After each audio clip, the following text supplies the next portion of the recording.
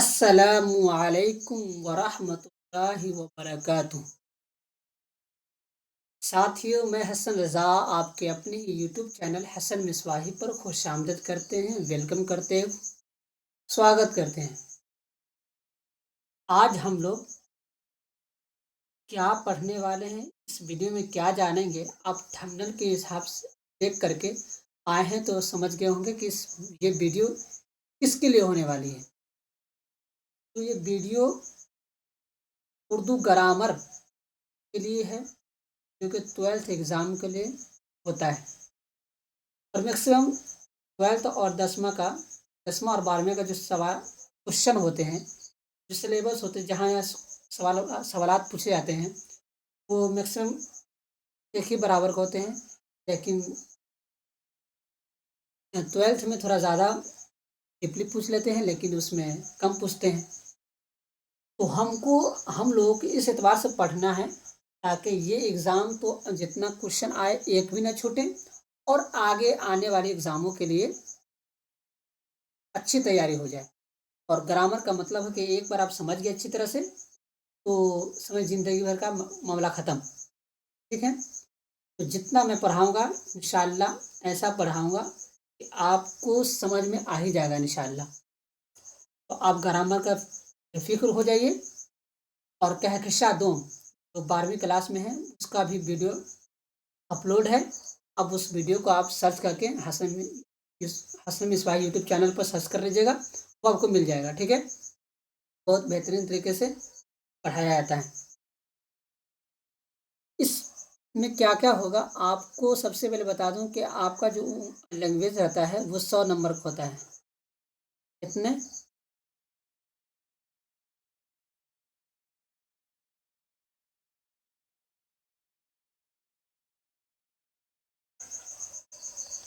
100 number का होता है। ठीक है? 100 नंबर का। तो अब ग्रामर उसमें कितने आते हैं? मान लेते हैं 20 से 25 आते हैं। अब समझिए 100 में से ग्रामर 20 से 25 आते हैं, तो चौथाई हिस्सा आ रहा है। ठीक है? इसको बिल्कुल नहीं छोड़ना है। और ग्रामर उर्दू, आप कोई भी कंपटीशन के एग्ज़ाम देने जाए, वहाँ पर ग्रामर आता ही आता है। ठीक है? आप लोग इस तरह से तैयारी कीजिएगा कि एकदम ग्रामर तो हलवा है। ग्रामर समझने का खेल है, और कुछ नहीं इसमें। आपको कोई चीज़ रटनी नहीं है। इंशाल्लाह ऐसे पढ़ा दूँगा, कभी आप रटेंगे भी नहीं। ऐसे समझाऊँगा सिर्फ। तो आप एक काम कीजिए, जो मैं कहता हूँ वो कीजिएगा। सबसे पहले आप एक अपनी कॉपी ले लीजिएगा, जो भी पढ़ाई होगी या तो आप स्क्रीनशॉट ले लीजिएगा, या उस स्क्रीनशॉट को अपने एतबार से एक नोट बना लीजिएगा। ठीक? नोट बनाने से ये फ़ायदा होगा कि आपको जब बनाइएगा ना, तो एक होता है लय बना रहता है पढ़ने का, कि हाँ, मेरा ज़हन पूरा उसी जगह फ़ोकस है। कभी-कभी ऐसा ना हो कि पढ़ रहे हैं यहाँ पर, ज़हन और कहीं और उधर रहा है। तो कॉपी कलम लेके बैठा करें, कोई नई बात मालूम हो तो उसको नोट कर लिया करें। ठीक है? तो ये बात हो गई।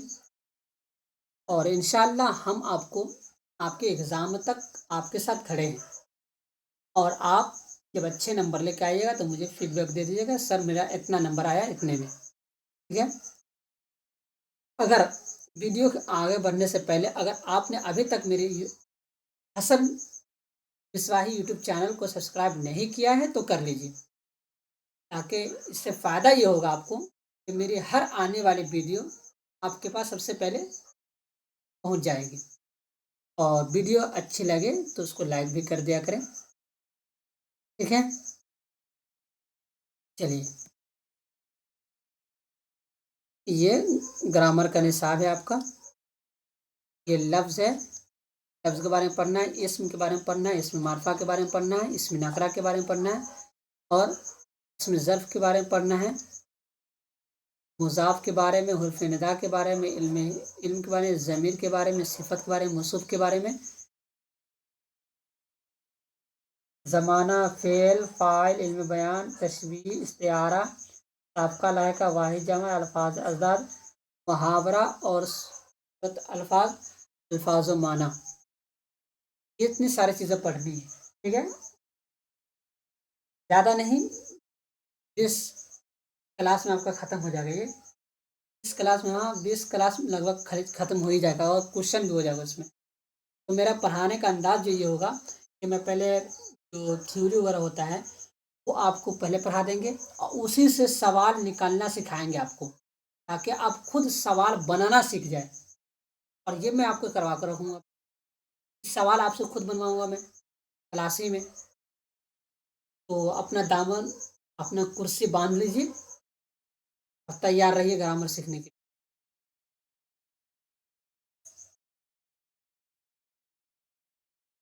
उर्दू कवायद।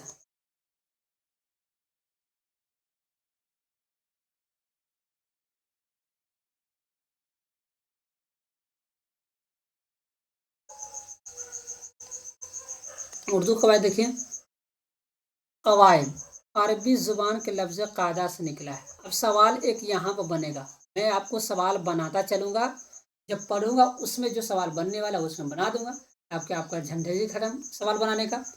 अब यहाँ पर देखिए क्या बोला, कवायद अरबी ज़ुबान के लफ्ज़ कायदा से निकला है। तो कवायद किस ज़ुबान से निकला है? अरबी ज़ुबान से। किस ज़ुबान से? अरबी ज़ुबान से। अब सवाल क्या बनेगा, मैं बना दूं? चलो, पूछेगा कि कवायद किस ज़बान से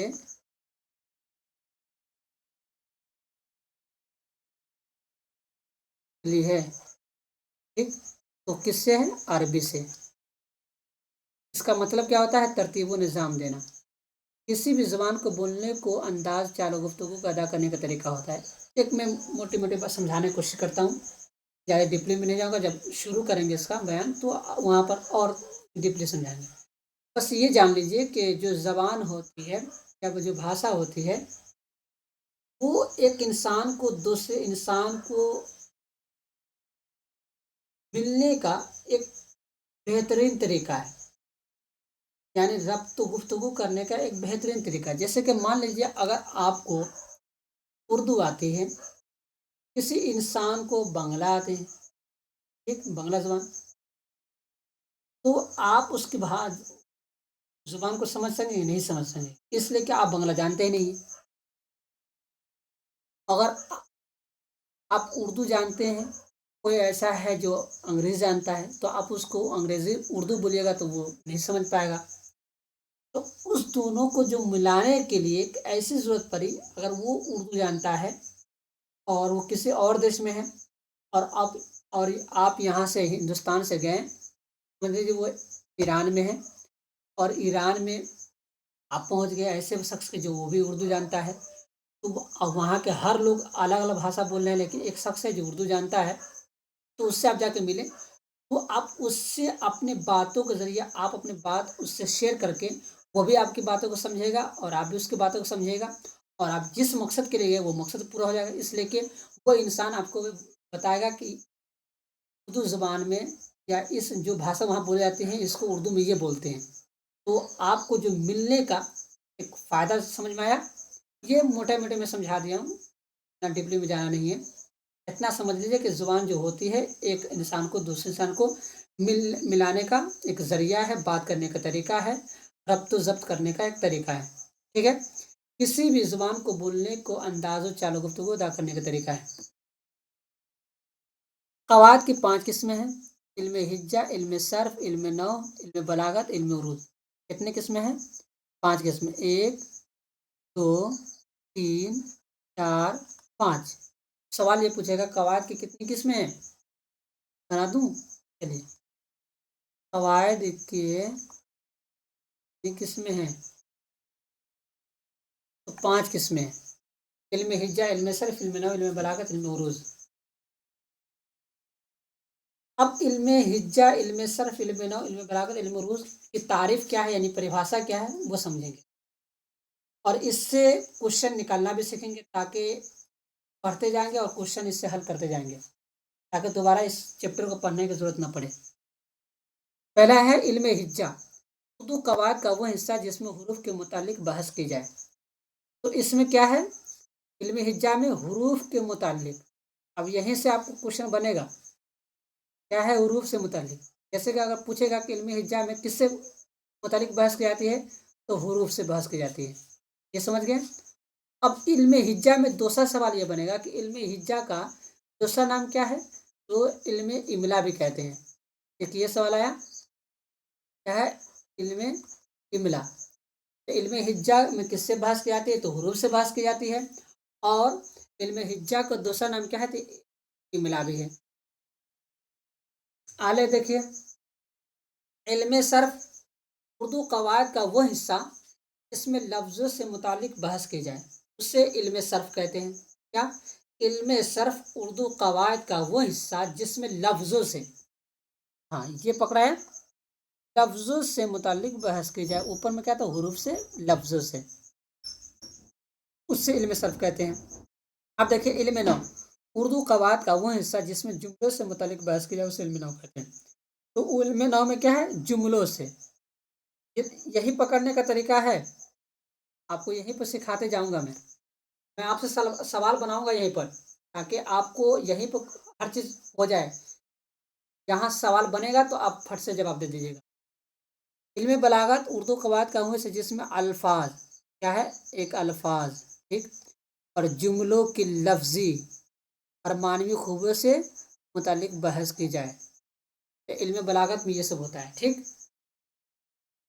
इल्म उरूज उर्दू कवायद का वह हिस्सा जिसमें शायरी के उसूल और अरकान से मुतालिक बहस की जाए, जिसमें शायरी के अरकान उसूल से मुतालिक बहस की जाए। जितना मैं गोला घेरा हूँ, जिसको हाईलाइट किया हूँ, उसको समझ लीजिएगा कि इल्म हिज्जा में किससे बहस की जाती है?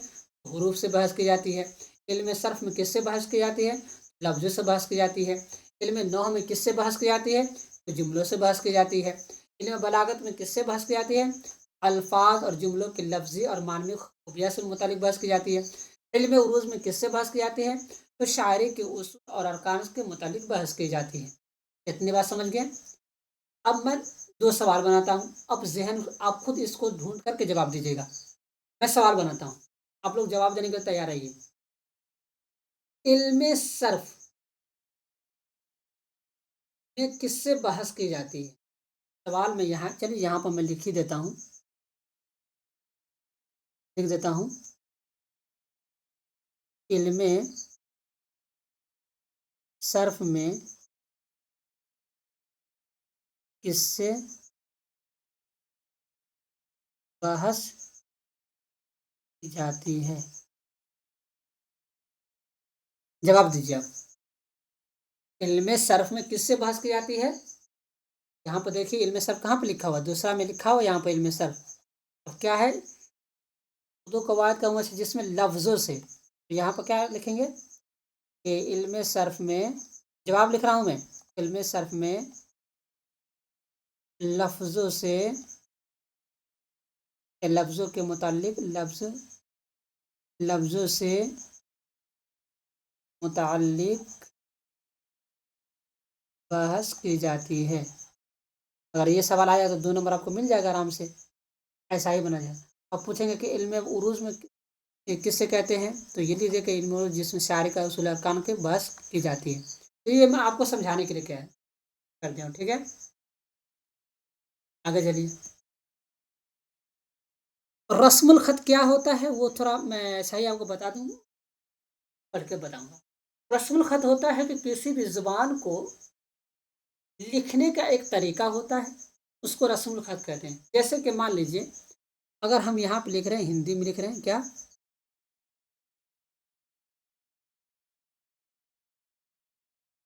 यानी हिंदी, हिंदी में क अ ग घ, ठीक है। तो ये रस्मुल खत क्या है? हिंदी है, ठीक। और मैं यहाँ पर उर्दू में लिखता हूँ,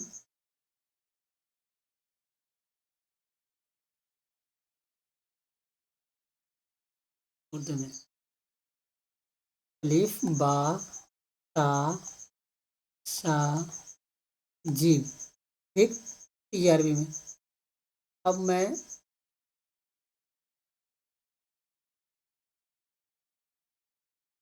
मैं थोड़ा इंग्लिश में लिखता हूँ, ठीक। जैसे कि इंग्लिश, ठीक है। जैसे कि A B सी डी। अब देखिए कि अगर ये जो क लिखा है इसका रस्म खत क्या है, तो ये देवनागरी में लिखा गया है। उर्दू का रस्म खत क्या है, तो खत नस्तालिक है, ठीक है। और ये इंग्लिश का रस्म खत रोमन है। तो हर जबान एक जबान है, उर्दू भी एक जबान है और अंग्रेजी भी एक जबान है। तो हर जबान का एक अलग अलग लिखने का तरीका मालूम है ना, कि हाँ हिंदी में ऐसे लिखा जाता है रस्मुल खत, ये उर्दू में ऐसे लिखा जाता है और अंग्रेजी में ऐसे लिखा जाता है। जैसे कि मान लीजिए, जैसे अगर कोई कहेगा कि क को उर्दू में कैसे लिखें, तो क ऐसे लिख दीजिए, ये उर्दू रस्म खत हो गया, खत नस्तालिक, ठीक है। तो ये रस्म खत है। अब देखिए थोड़ा समझिए, ये रस्म खत हर जुबान में हरूफ के लिखने का अलग अलग तरीका होता है। तो हिंदी का अलग तरीका हुआ, उर्दू का अलग तरीका हुआ और अंग्रेजी का तरीका हुआ। ये बता गए कि अलग अलग तरीका होता है हर जुबान का। चुनांचे वो तरीका जिससे किसी जुबान के हरूफों को लिखा जाता है। जैसे कि उर्दू का ये हरूफ हर्फ है, ये सब लिखा गया कि बा ऐसे लिखा गया, ता ऐसे लिखा, ये हुआ, उसे रस्म खत कहते हैं, ठीक है। ये समझिए। अब आगे देखिए, उर्दू ज़ुबान के दो खत हैं, खत नस्ख और खत नस्तालिक। खत नस्ख अरबी ज़ुबान का मशहूर खत है, जबकि खत नस्ख फारसी का मशहूर खत है। तो खत उर्दू ज़ुबान के दो खत हैं, एक खत नस्ख एक खत नस्तालिक। खत नस्ख किसमें बस किस खत नस्ख अरबी का मशहूर खत है, इसका अरबी का मशहूर खत है, और जबकि खत नस्तालिक फारसी का मशहूर खत है, ठीक है। चलिए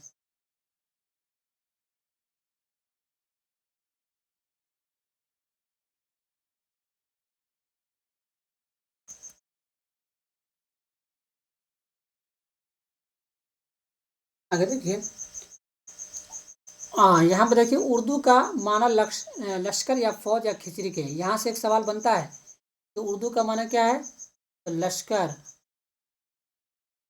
इसके बाद फौज, इसके बाद खिचड़ी, ये के सब माना है, ठीक है। उर्दू के इब्तदाई नाम मंदरजल है। इब्तदाई का मतलब यानी शुरुआत में हिंदी, हिंदवी, ज़ुबान दिहली, दक्कनी, गुजरी, उर्दू मोहल्ला, रेख्ता उर्दू, ठीक है।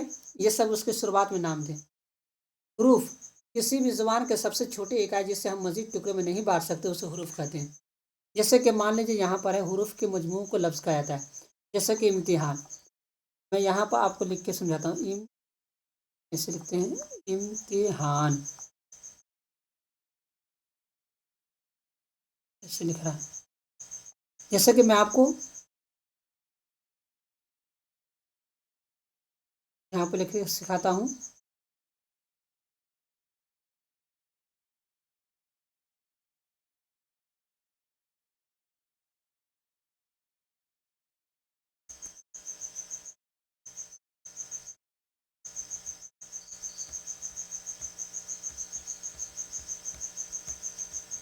जैसे कि मैं आपको यहाँ पर लिखने को सिखाता हूँ।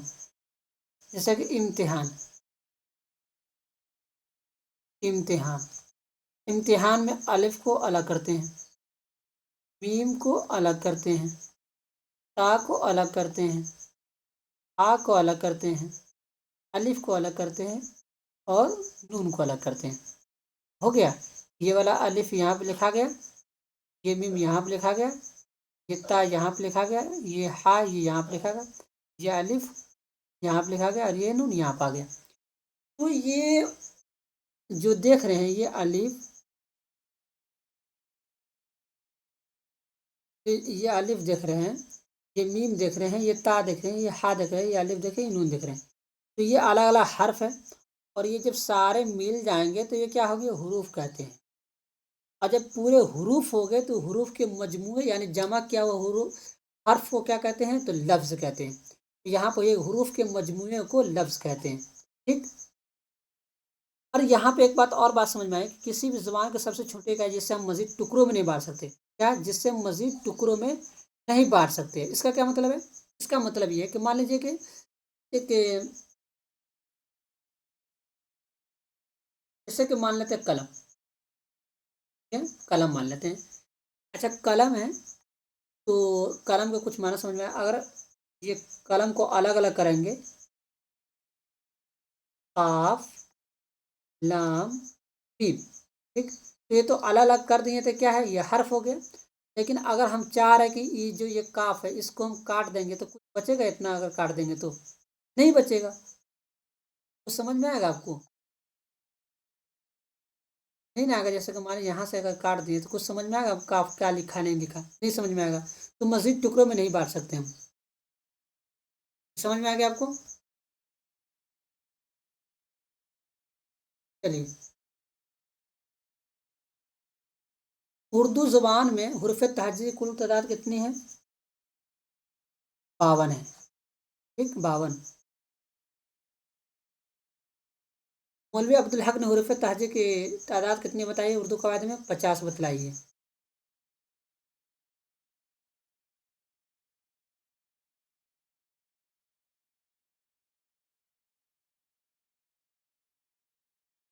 ठीक है, चलिए, हुर्फ इल्लत कितने हैं? तो 3 है, अलिफ वाव या, अलिफ वाव और या। हुर्फ तहज्जुद की तादाद कितनी है? तहजी, ये सब जितना आप देख रहे हैं ये सब हुरूफ तहज्जी है, आप पढ़ लीजिएगा वरना बहुत लंबी वीडियो हो जाएगी। और ये जो भारी अल्फाज वाले हैं, भा फा, ये 15 हैं, इसको पढ़ लीजिएगा। और ये उर्दू कवायद की जो किताब है मौलवी अब्दुल हक के जो 50 बताई है वो इस किताब में, ठीक है। अब चलिए एक दो क्वेश्चन कर लेते हैं ताकि समझ में आए कि हाँ क्वेश्चन कैसे बनते हैं। ये क्वेश्चन आप खुद हल करेंगे। पहला सवाल है, कायदा किस जुबान से निकला है? कायदा किस जुबान से निकला है? अंग्रेजी से, फारसी से, अरबी से, इनमें से कोई नहीं। मैंने आपको ऊपर पढ़ाया था कि कायदा किस जुबान से निकला है। यहाँ पे देखिए कायदा क्या है, फारसी जुबान से। इसका आंसर क्या होगा? इसका आंसर अरबी से, ठीक है। आगे चलिए, उर्दू कवायद कितने हिस्से में तकसीम किया गया है? 2 3 4 5। उर्दू कवायद को कितने हिस्से में तकसीम किया गया? 5। कौन कौन? इल्मे हिज्जा। इल्मे हिज्जा का दूसरा नाम क्या है? इल्मे इमला। ये एक हो गया, ये दो। दूसरा में क्या है?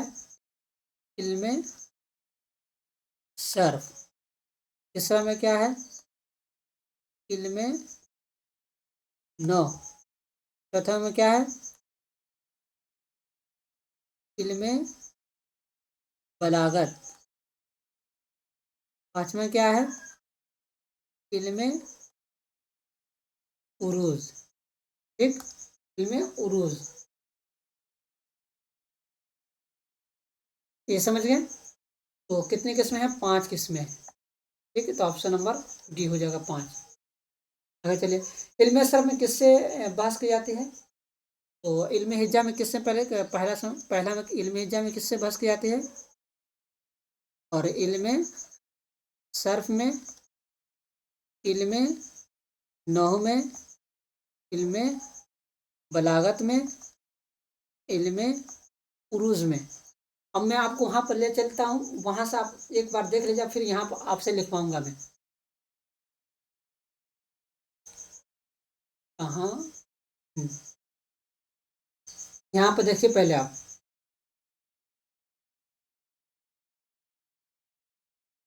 किससे किससे बहस किया तो आपको देखिए आप।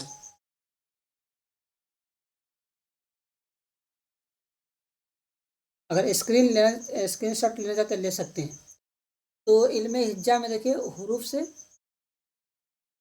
लफ्ज़ों से, जुमलों से, ये सारी चीज़ देख लीजिए। अब सवाल हल कीजिए आप। इल्मे सर्फ में किससे बहस की जाती है? इल्मे सर्फ में जो बहस की जाती है वो लफ्ज़ों से बहस की जाती है। यहाँ पे लफ्ज़ लिख दूँ? लफ्ज़ों से बहस की जाती है। और इल्मे हिज्जा में हुरूफ से, ठीक है। और इल्मे नहू में जुमलों से, और इल्म बलागत में अल्फाज और जुमलों की लफ्जी और मानवी खूबियाँ से क्या है, अल्फाज और जुमलों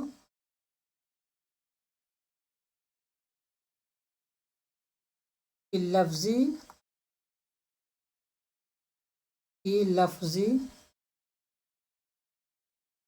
और मानवी खूबिया से मुतालिक यानी खूबियाँ, और इल्म उरूज में शायरी के उसूल और अरकान। ठीक है, ये समझ गए। तो इसका जो ऑप्शन क्या हो जाएगा, इल्म सर्फ में किससे बहस करते थे, तो जुमलों से यानी लफ्ज़ों से की जाती, तो लफ्ज़ है यानी अल्फाज यहाँ पर है, तो ऑप्शन नंबर ए हो जाएगा सही। आगे चलिए, कायदा किस किस ज़बान से निकला है, तो अरबी से। ठीक है, तो चलिए, इल्म हिज्जा में किसके मुतालिक बहस की जाती है, जुमलों से, अल्फाज से, बहर अवजान से, और इनमें से कोई नहीं। इल्म हिज्जा में क्या बताया यहाँ पर देखिए, इल्म हिज्जा में आप नीचे बताया ना, इल्म हिज्जा में हुरूफ से बहस की जाती है, तो हुरूफ है यहाँ पर, ये हो गया। इल्म हिज्जा में हुरूफ है नहीं, ऑप्शन नंबर डी इसका राइट हो जाएगा, इनमें से कोई नहीं। नौ में किससे मुतालिक बहस की जाती है, अल्फाज, हुरूफ, जुमलों, इनमें से कोई नहीं। इनमें नौ में किससे बहस की जाती है, तो जुमलों से बहस की जाती है। ठीक है, यहाँ पर देखिए, जुमलों से बहस की जाती है, जुमलों है यहाँ पर ऑप्शन नंबर सी।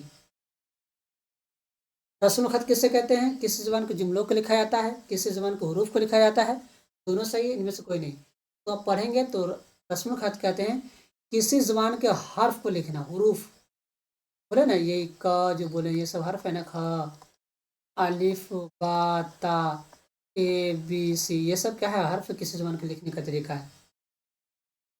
उर्दू का रस्म खत क्या है, तो खत्ते नस्तालिक है।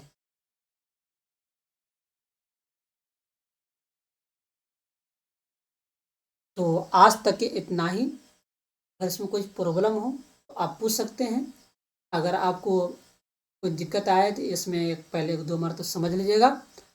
जब नहीं समझ में आए तो आप मेरे इस नंबर पर कांटेक्ट कर लीजिएगा, 9693808645 पर मैसेज करके पूछ लीजिए, इंशाल्लाह जवाब दे दिया जाएगा।